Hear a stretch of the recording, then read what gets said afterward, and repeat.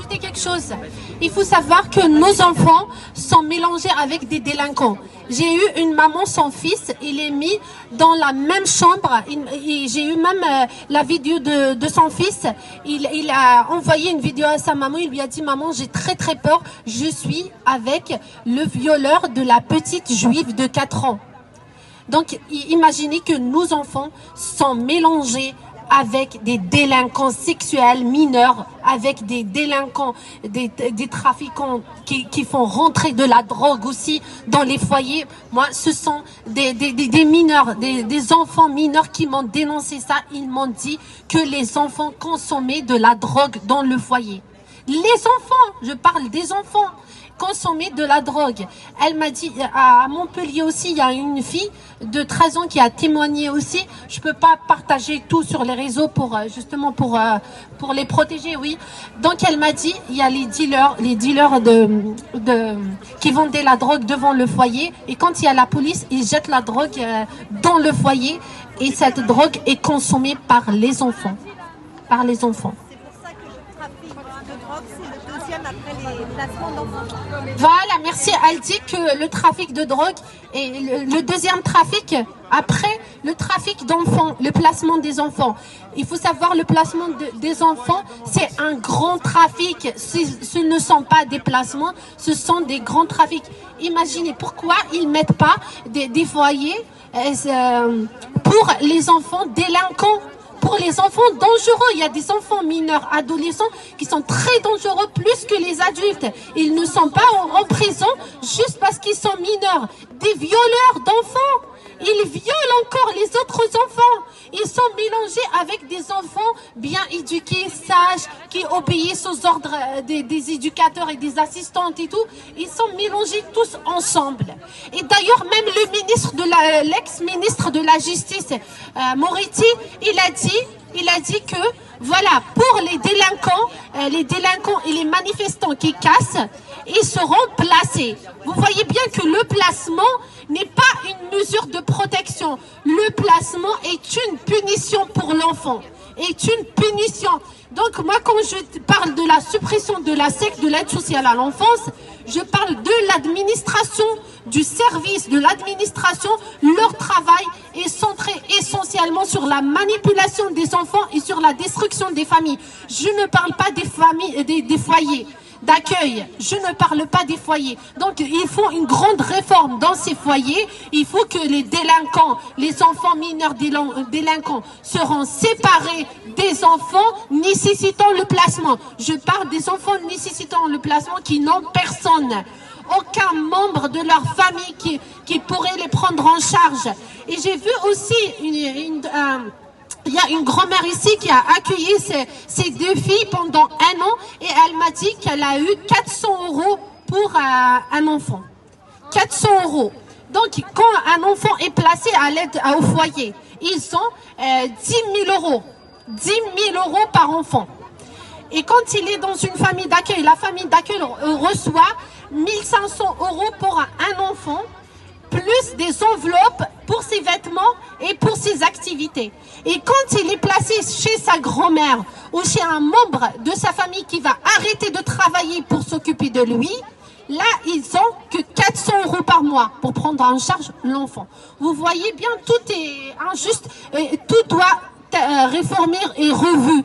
Donc là, c'est vrai qu'il y a des journalistes qui dénoncent, il y a des députés qui dénoncent surtout de gauche, mais imaginez qu'est-ce qu'ils veulent. Ils veulent plus de dépenses de fonds publics, plus d'argent, ils demandent plus d'argent. Pour eux, nos enfants qui traînent avec des poux et qui sont maltraités, qui sont déscolarisés et qui sont dopés de traitements psychiatriques, pour eux, c'est un problème d'argent, c'est un manque de moyens. Moi, j'ai discuté avec des députés, j'ai discuté avec des victimes et j'ai discuté avec des parents défaillants. J'ai discuté, sachant que moi, je défends que les parents bienveillants. J'ai été même visiter leur maison. La Elinda, par exemple, j'ai été chez elle. J'ai vu son mari, j'ai vu sa soeur, j'ai vu sa mère, j'ai vu ses enfants aînés. Il y a aussi Nadine Pleston qui est ici, ça fait 7 ans qu'elle n'a pas ses enfants. Ses enfants, ses filles ont des chambres. J'ai dormi dans la chambre de sa fille. C'est une chambre de princesse. C'est une chambre de princesse. J'ai pleuré. J'ai dormi dans sa chambre, j'ai pleuré parce que cette fille se trouve dans des réseaux de prostitution au lieu de se retrouver avec sa maman. Pourquoi? Parce qu'ils savent que sa maman va très bien éduquer, va faire d'elle une élite dans la société. Et eux, ils ne veulent pas d'élite. Moi, ils me l'ont dit.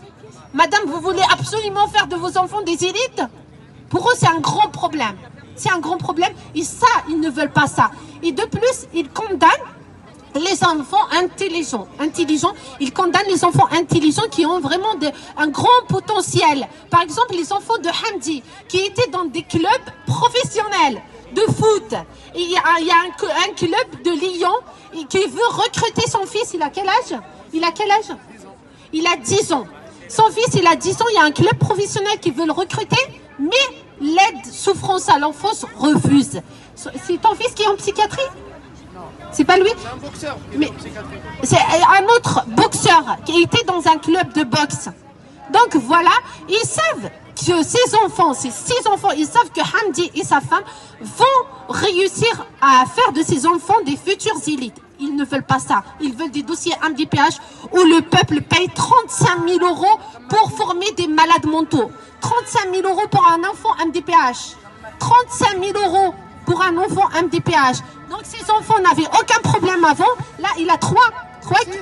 Là, maintenant, les 6 ont des dossiers MDPH. Imaginez, de 10 000 € par enfant, ça va de 35 000 € par enfant. 35 000 € par enfant. Donc, quand vous écoutez des éducateurs qui font des manifestations, qui n'ont même pas honte de se montrer publiquement, et ils savent déjà, ils ont sorti des délinquants, des sans-abri et des tueurs à gages, et voilà, et des terroristes, etc.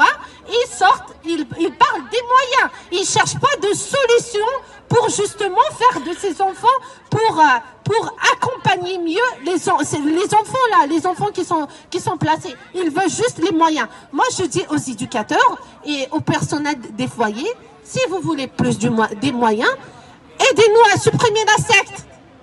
Avec la suppression de la secte qui détourne les fonds publics, vous aurez tous les moyens et vous n'aurez pas de pression. Parce que les assistantes du mal, vous savez qu'est-ce qu'elles font? Moi, par exemple, j'ai envoyé un mail à l'assistante sociale pour lui dire que voilà, je lui fais une conclusion de ce que j'ai vu à la visite médiatisée. J'ai vu mes enfants avec des poux, j'ai acheté des chaussures qui ont disparu, mon fils devait porter des semelles orthopédiques, il ne les porte pas, il doit faire, j'ai même pas parlé de ça, il doit voir un orthodontiste, il l'a pas vu, donc il a des eczémas, il a des saignements anneaux, et je le dis, je m'en fous, même si j'ai vraiment honte et ça me touche. Depuis le week-end avec le père, ils veulent même pas, ça vous allez jamais le voir dans le rapport, ils ne veulent même pas me répondre par rapport à ça. Ils ne veulent même pas mentionner dans leur réponse ces problèmes de santé. Tellement que je fais pression sur l'infirmière, elle ne veut pas assumer la responsabilité de ces criminels. Elle m'a informé que mon fils a été vu par un médecin parce qu'il avait ce problème. Mais par contre, il n'a pas revu de médecin, il a toujours ce problème, il n'a pas revu de médecin. Et j'ai envoyé un mail à l'assistante sociale. Et qu'est-ce qu'elle a dit? Elle a contacté l'éducateur référent de mon fils qui est très gentil, je le dis. Heureusement que des éducateurs bienveillants existent. Et je leur dis, on a besoin de vous pour sauver tous les enfants. Si vous voulez avoir plus de moyens, aidez-nous à supprimer cette secte qui vous fait la pression. Parce que qu'est-ce qu'elle a fait? Elle a contacté l'éducateur. Oui, la maman, elle se plaint, elle m'a envoyé un mail pour créer un conflit avec l'éducateur. Pour que je sois en conflit avec l'éducateur. Il m'a dit, madame, oui, en fait, oui, je sais que vous avez envoyé un mail à l'assistante sociale parce qu'elles font peur aux éducateurs. Il y en a des éducateurs qui se sont suicidés. Hein. Il y en a des éducateurs qui se sont suicidés, qui ont dénoncé la maltraitance des enfants dans les foyers et ils ont eu des conséquences. Et il y en a qui sont licenciés. Après, vous connaissez aussi les conséquences du burn-out et tout. C'est très dur. Donc, elle a contacté l'éducateur, pas pour lui dire de prendre mon fils chez le médecin. Elle lui a dit que la maman se plaint.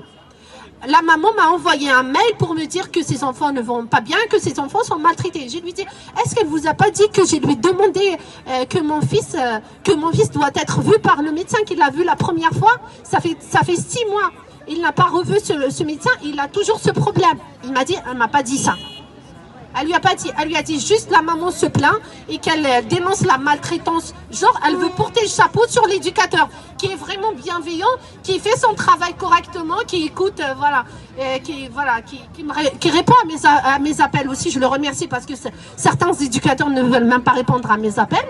Donc elle veut créer, tellement je m'entendais avec cet éducateur, elle veut créer un conflit, mais elle ne veut pas régler le problème de santé de mon fils.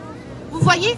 Donc moi je fais appel aussi aux éducateurs bienveillants qui ont choisi ce métier pour accompagner les enfants, pour aider les enfants. Ne vous inquiétez pas, il y a toujours du travail, mais il faut un travail bienveillant. Aidez-nous à supprimer cette secte qui vous met la pression pour ne pas bien exercer votre travail, qui vous oblige de vous taire face aux dénonciations graves des enfants, qui vous oblige aussi à signer des rapports mensongers. Donc aidez-nous si vous voulez avoir plus de moyens et peut-être des primes que reçoivent les assistants du mal, au lieu que ces primes auront aux assistants du mal qui manipulent, qui détruisent nos enfants. Ben, vous avez le droit de les avoir, vous les éducateurs qui sont en contact avec nos enfants. Donc quand je parle de la secte qui ne sont pas en contact avec nos enfants, mais c'est eux qui se présentent dans les audiences. Moi, il y avait les éducateurs de mes enfants qui sont venus le 22 septembre 2023 pour témoigner à l'audience. La juge Marche Dumont du tribunal de Nanterre a refusé leur présence à l'audience. Et pourtant, c'est eux qui étaient constamment en contact avec mes enfants. On devait entendre les éducateurs, non pas les assistantes du mal d'un autre département. Parce que moi, mes enfants sont entre deux départements et aucun département ne veut assumer sa responsabilité. Même dans les jugements, vous allez voir département, le président du département. Mais vous n'allez pas voir président du département de Val-de-Marne, où ils sont mes enfants, où ils sont scolarisés et ils vivent aussi dans un foyer sur 94. Mais par contre, c'est le département de 92, le plus riche département de France, qui gère le placement de mes 3 garçons. Ils ne veulent même pas lâcher mon affaire de divorce. Tellement que c'est une grande bande organisée au tribunal de Nanterre. L'avocate du pédo, qui est une avocate du réseau pédocriminel, a réussi à avoir une audience pour le divorce au tribunal de Nanterre, alors qu'il n'est pas compétent pour prononcer mon divorce. J'habite sur le département de 94. Mes enfants sont dans le département de 94. Ils sont scolarisés dans le département de 94. Mais cette secte et ces pédocriminels de juges de Nanterre ne veulent pas me lâcher. Ils tiennent toujours mon dossier. Ils ne veulent pas me lâcher, même si j'ai déposé plainte contre le procureur Pascal Prache. Même si j'ai déposé plainte contre la juge Marche Dumont.